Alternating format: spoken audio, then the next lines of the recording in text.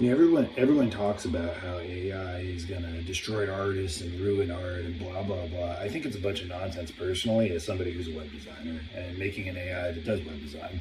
And I'm gonna show you exactly why.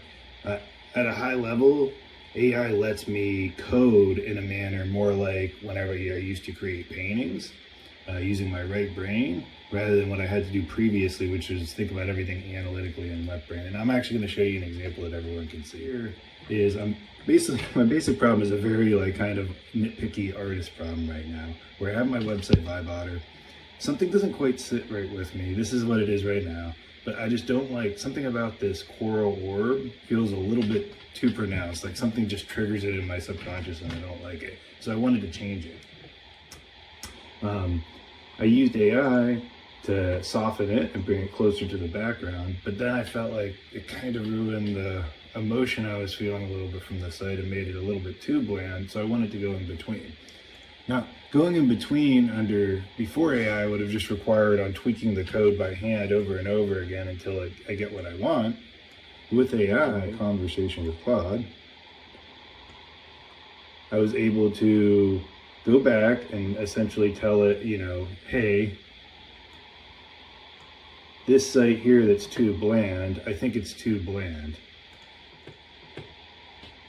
The site I started with is too pronounced. I want you to go halfway between the two. That's a very right brain kind of thinking thing. That is not a left brained analytical thing. It's approximate.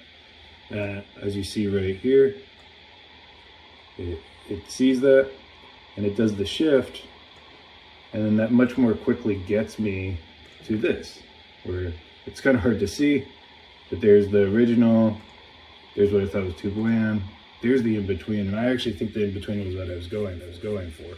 So whereas this is ultimately an artistic and visual design goal. This is not at all kind of engineering task. Before I would have had to conduct it in an engineering way. It would have taken me a lot longer to get this by hand. It probably would have taken me, like 15 minutes to a half hour, because I used to basically like switch back and forth between like two little colors. The other thing too is like, as you saw this is how you talk to colors in computers. It's not like immediately apparent as a human how the color wheel works from a computer standpoint. But the AI can just figure all that out for you, and you can just communicate it with it.